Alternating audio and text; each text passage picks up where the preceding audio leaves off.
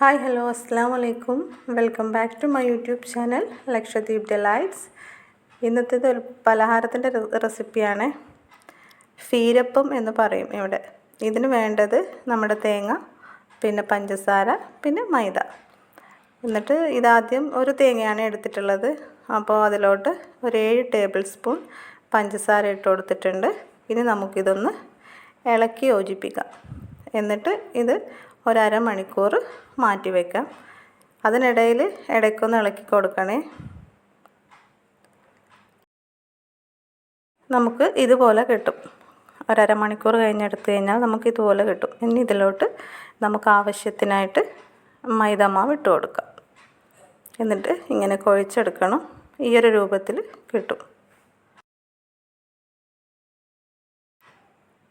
ഇനി അതിൽ നിന്ന് എടുത്തിട്ട് കുറച്ചെടുത്തിട്ട് നമ്മുടെ കയ്യിൽ വെച്ച് ഇങ്ങനെ ഏത് ഷേപ്പിലാണോ നമുക്ക് വേണ്ടത് ആ ഷേപ്പിലാക്കി നമുക്ക് എടുക്കാം. ഇതാ ഇവിടെ ഇങ്ങനെ വെച്ചിട്ടുണ്ട്.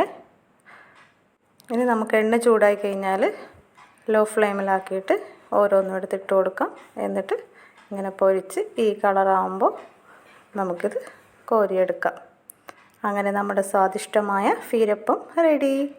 അപ്പോൾ എല്ലാവരും ഇഷ്ടപ്പെടുവാണെങ്കിൽ എല്ലാവരും ഉണ്ടാക്കി നോക്കണം. പിന്നെ ലൈക്ക് ചെയ്യാനും ഷെയർ ചെയ്യാനും സബ്സ്ക്രൈബ് ചെയ്യാനും മറക്കല്ലേ.